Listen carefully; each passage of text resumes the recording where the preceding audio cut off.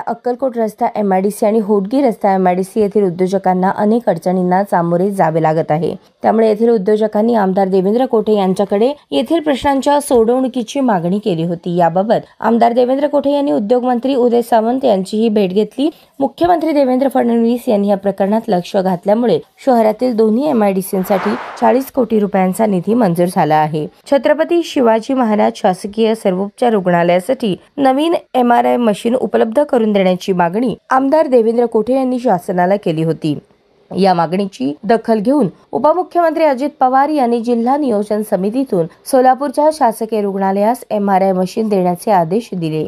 सोलापूर शहराला पाणीपुरवठा करणाऱ्या पाकणी येथील जलशुद्धीकरण केंद्रासाठी वन विभागाची जागा हस्तांतरित करण्याची आग्रही भूमिका आमदार देवेंद्र कोठे यांनी शासनाकडे मांडली। याबाबत मुख्यमंत्री देवेंद्र फडणवीस यांनी अत्यंत सकारात्मक प्रतिसाद देत पुढील कार्यवाहीचे आदेश दिले आहेत। आमदार देवेंद्र कोठे यांनी शहरातील नागरिकांच्या सोयी सुविधा विषयक प्रश्नांना सोडवणुकीसाठी पुढाकार घेतला असून शासन पातळीवर पाठपुरावा केल्यामुळे त्यांच्या प्रयत्नांना यश मिळत आहे। राज्याचे ग्रामविकास मंत्री आणि सोलापूर जिल्ह्याचे पालकमंत्री जयकुमार गोरे यांनी सोलापूर शहरातील प्रश्नांवर उपाययोजना करण्यासाठी विशेष सहकार्य केल्याचे आमदार देवेंद्र कोठे यांनी सांगितले। आमदार देवेंद्र कोठे यांच्या माध्यमातून मुख्यमंत्री देवेंद्र फडणवीस यांनी सोलापूरच्या विकास कामात लक्ष घातल्यामुळे सोलापूरकरांनी मुख्यमंत्री देवेंद्र फडणवीस यांचे आभार मानले आहेत।